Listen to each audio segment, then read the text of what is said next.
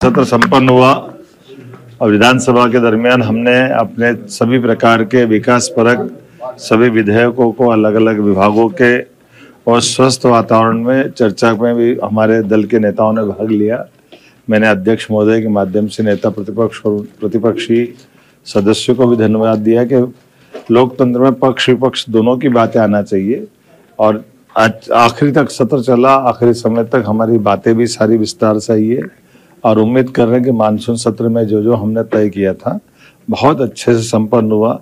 एक तरफ हमने जन विकास कल्याणकारी बजट की स्वीकृति दी जो पूरक बजट के अनुपूरक बजट के नाते से आया था।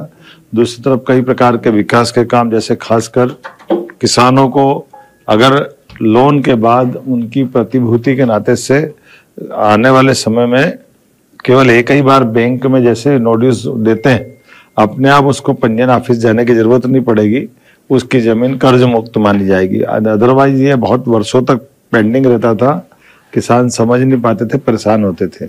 उस प्रकार से सम्राट विक्रमादित्य का विश्वविद्यालय का नामकरण किया जाना ये भी एक इतिहास की बड़ी घटना है। अलग अलग प्रकार के जैसे निवेश के मसले पर लेकर मैंने विस्तार से बात कही थी। विकास के मामले में ये बजट वाकई बहुत अलग प्रकार का है और हमारी सरकार ने सभी सेक्टर में समान रूप से निवेशकों को आमंत्रित करते हुए प्रदेश के युवाओं को, महिला, गरीब किसानों के जीवन की बेहतरी के लिए लगातार जो ठोस काम किया है उसके कई सारे विषय मैंने विस्तार से रखे थे।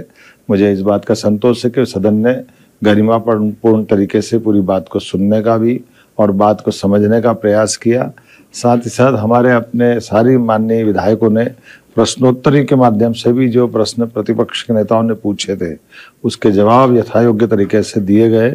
मैं उम्मीद करूंगा कि ये स्वस्थ प्रजातांत्रिक पद्धति के आधार पर देश की पहली विधानसभा सर्वश्रेष्ठ विधानसभा के रूप में परिवर्तित हो रही है। उम्मीद करेंगे देश के बाकी राज्य भी हमारी विधानसभा की गतिविधि के संचालन से सीखेंगे। यशस्वी अध्यक्ष जी ने अपने लंबे सुदीर्घ अनुभव का लाभ हमको सबको दिया है। उनका संसदीय जीवन विधानसभा का भी और लोकसभा का भी बहुत लंबा है और उनके अनुभव का लाभ हमने लिया है। हमारे नेता प्रतिपक्ष सहित हमारे संसदीय कार्य मंत्री श्रीमान कैलाश विजयवर्गीय ने बैठक का संचालन कराने की सार्थक भूमिका अदा की। सभी माननीय मंत्रीगणों ने अपने अपने विभाग की दक्षतापूर्वक गतिविधियों से अवगत कराया। मैं सबको बधाई देना चाहूँ।